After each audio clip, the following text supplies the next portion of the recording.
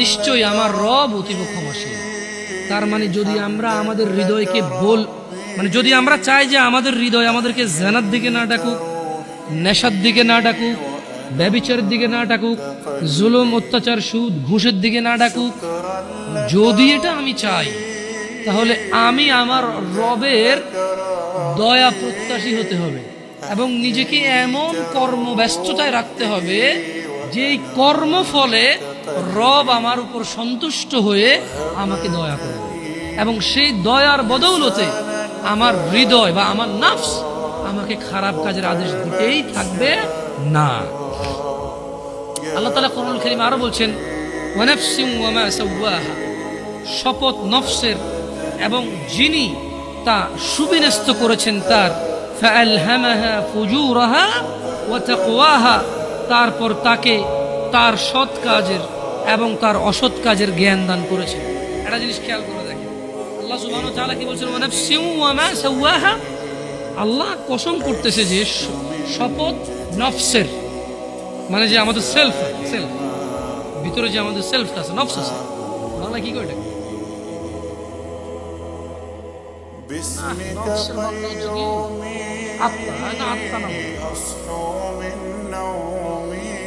নফস তো বুঝছেন আপনারা, কঠিন বাংলাটা জানতে হবে যারা ভালো বাংলা গ্রামার বলে। তো আল্লাহ তাআলা বলছেন যে শপথ নফসের, কারণ নফস হচ্ছে কি, যে জিনিসটা আমার মানে ব্যক্তি সত্তা আর কি, এটা অপরাধ প্রবণ হয় ব্যক্তিগতভাবে। তিনি বলছেন যে ফাআলহামাহা ফুজুরাহা ওয়া তাকওয়াহা, শপথ ওই নফসের যেই নফসকে আল্লাহ তাআলা সৎ কাজ এবং অসৎ কাজের জ্ঞান। তার মানে আমরা বলতে পারবো না যে আমরা যে অসৎ কাজ করি আমরা নির্দোষ, কারণ আল্লাহ তাআলা আমাদেরকে কি দিয়েছে? জ্ঞান দিয়েছে, কোনটা ভালো কোনটা খারাপ। কদ আফলাহা মান যাক্কাহা, সুতরাং সেই সফল কাম হয়েছে যে নিজেকে পবিত্র করেছে। ওয়া কদ খাবা মান দাসসাহা, আর সেই ব্যর্থ হয়েছে যে নিজেকে কলুষিত করেছে। আল্লাহর সফলতা মানে হচ্ছে যে জান্নাতে গেছে তাকে আল্লাহ সফল বলেছে, যে জাহান্নামে যাবে তাকে আল্লাহ ব্যর্থ বলে। কেমন? এখানে সফলতা মানে পরীক্ষায় পাস না, অধিক উপার্জনের অধিকারী হওয়া, অনেক বেশি রিজিক থাকা, 2-3টা বিয়ে করে ফেলা, গাড়ি বাড়ি থাকা, ভোটে দাঁড়িয়ে পাশ হয়ে যাওয়া, অথবা এলাকার মসজিদের সভাপতি হয়ে যাওয়া সফলতা বলে না। আল্লাহ সুবহানাহু ওয়া তাআলা যখন কোনো সফল কাম কাউকে বলে, আল্লাহ এটা মিন করে এবং এটাই মূল উদ্দেশ্য যে সফল মানে হচ্ছে জান্নাতি। সফল মানে কি? যে লোক জান্নাতে যায় নাই সে সফল হয় নাই, যে লোক জাহান্নামে গেছে সে সফল হয় নাই, সে ক্ষতিগ্রস্ত হয়ে গেছে। কেমন? এটা আমাদেরকে খেয়াল রাখতে হবে আমার ভাইয়েরা। আমাদের নফসের প্রতি আমাদের দুর্বলতা থাকবে, এটা ন্যাচারাল বিষয়। তবে যে হৃদয়কে আল্লাহ ভালো এবং মন্দের জ্ঞান দিয়েছে, এটা দিয়ে যদি আমরা আল্লাহর রহমতের কামনা করি, তাহলে আমাদের এই কুপ্রবৃত্তি থেকে আমাদের রেহাই পাওয়ার কি আছে? সুযোগ আছে। জুয়া একটা সময় ছিল কি, মনে হয় এভাবে কার্ড দিয়ে এভাবে যারা খেলতো তাদেরকে জুয়া বলতো। মেবি ওইটাই একমাত্র জুয়া বলে মানুষ জানতো, যেখানে মানুষ হয়তো নিঃস্ব হয়ে যেত। কেউ ইভেন কেউ এরকম আছে যে বউ পর্যন্ত দিয়ে দিচ্ছে বাজিতে, যে এরপরে হারলে কি। আসলে বিবেক বুদ্ধি বিকৃত হয়ে যায়। তো আপনি এখন বলতে পারেন যে জামশেদ ভাই কি বলেন, কোনো মানুষ কি তার বউকে আরেকজনকে দিয়ে দেবে জুয়া খেলে? এরকম নিচে নামবে? আরেকজনের বউকে, লোক নিজের বউকে জুয়া খেলতে দিচ্ছে। কত মানুষ, কত বাপ মা আছে জানে মেয়ে এখানে চাকরিতে গেলে, ওখানে গেলে, এখানে গেলে মেয়ে হয়তো অবৈধ কর্মে, মেয়ের অনিচ্ছা সত্ত্বেও হয়তো ট্র্যাপে চলে আসতে পারে, হয়তো মেয়ে ওই রকম সিচুয়েশনে পড়ে যেতে পারে যে সে তার যে তার ইজ্জত আব্রু রক্ষা করতে পারবে না। তারপরে তো বাপ মা এগ্রি করতেছে, আপনি স্বামীর কথা কেন বলবেন? সে জুয়া খেলে দিয়েছে এই জন্য না। অনেক ক্ষেত্রে অনেক বাপ মা মনে করে যে চোখে উন্নতি করতে হলে অনেক কিছু করা লাগে, এটা বলে। আবার হয়তো বাপ মা তো মনে এরকম আসে না, হয়তো নিজের ছেলে সন্তান তো পিওর মনে করে সবসময়, কেমন মানে ছোটবেলা থেকে একদম ছোট থেকে পালে না, ইনোসেন্ট থাকে। আর আসলে বাপ মা তো ছেলে সন্তানের খারাপ যে জানাবে বিচারের বিষয়টা তো আসলে বুঝায়। এটাই তো আল্লাহর দয়া যে বাবা মা ভাই বোন সম্পর্কটা তো পবিত্র রেখেছে আল্লাহ সুবহানাহু ওয়া তাআলা। যুবকদের বেশি একটা ছক্কা লুডু কয়দিন আগে ছিল, ছক্কা লুডু, কেমন? এটা তো এটা আমি বলছি যে কি, এটাকে জুয়া বলে আর কি, এটা তো জুয়া। প্রবলেম হচ্ছে এখন ইউটিউবে ওয়াজ দেখতে গেলেও জুয়ার অ্যাড আসে। মানে একটা সময় জুয়া খেলতো মানুষ, ফসলের জমিন কেটে ফেলছে মধ্যখানে গিয়ে একটা কারো পরিত্যক্ত বাড়ি, প্রচুর গাছপালা, ভিড়, কবরস্থান, ওটার ভিতরে ঢুকে কার্ড খেলতো। হ্যাঁ? অথবা কারো বউ আজকে বাসা নেই, বলছে তো চলে আসো আমার এখানে হবে। আরো বড় লোকেরা বাগান বাড়ি বানাই ফেলছে জুয়া খেলার জন্য, নেশা করার জন্য। কিন্তু এখন প্রবলেম হচ্ছে এটা পাবলিসিটি হচ্ছে যে খেলো আসো। আচ্ছা, এটা হবেই বা না কেন? এখানে অনেকে ক্রিকেট প্রেমী থাকতে পারে, ক্রিকেট প্রেমী থাকতে পারে, এটা আপনার ব্যাপার।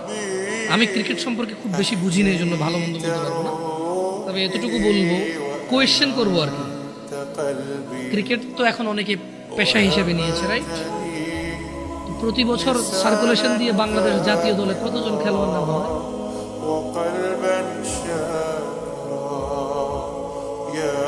100 মনে হয় না। 100 খেলোয়াড় তো নিয়োগ হয় না। 16 কোটি মানুষ কিন্তু উদ্বুদ্ধ হয়ে খেলাতে। অমুকে গাড়ি করে ফেলছে ক্রিকেট খেলে, তমুকে বাড়ি করে ফেলছে ক্রিকেট খেলে, অমুককে সারা দেশে চিনে গেছে, অমুক সেলিব্রিটি হয়ে গেছে, রাইট? একটা দেশের যারা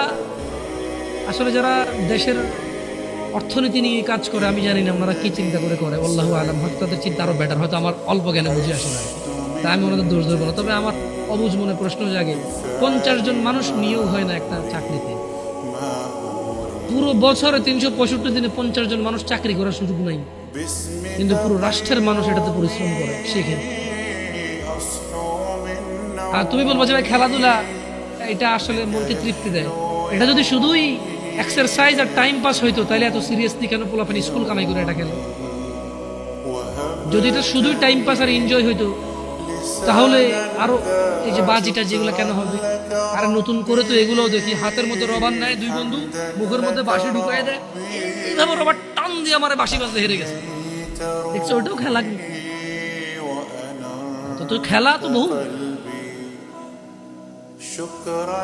আমরা ক্রিকেট খেলাকে যখন আমরা অত প্রমোট করি না, বা ক্রিকেট না যত খেলা যেটা 10-12 জনে খেলে, এদের এক্সারসাইজ হয়, বাকিরা শুধু ঘন্টার পর ঘন্টা ওয়েস্ট হচ্ছে। আমি ক্রিকেট বলবো না এবার, কারণ আমার দরকার নেই নাম নেওয়ার। আসলে খেলা অনেক রকম হইতে পারে। আমরা যখন এই জিনিসগুলোকে, আমি বলবো যে যখন মানে এটাকে যখন আমরা প্রমোট করি না, অনেকে বলবো যে আমরা সেকেলে মানুষ বুঝি না, ওরা একটু টাইম পাস করে না, এটা শুধু টাইম পাস হলে এরকম বলতাম না।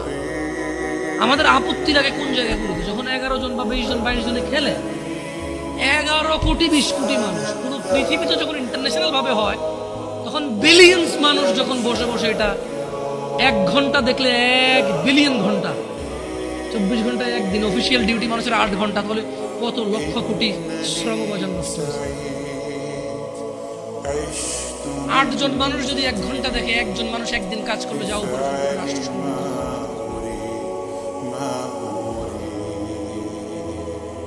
এখন বলবো তাহলে কি লাইফে কি হলো এনজয় করবে? না, খেলা বহু আছে যেটা শরীরের এক্সারসাইজ হয়, এবং যারা খেলে তারা নিজের খেলা নিয়েই, বাই ব্যাটিং আমার, বাই বোলিং আমার, এরকম লাগে যায় না, ওটাই কই খেলা।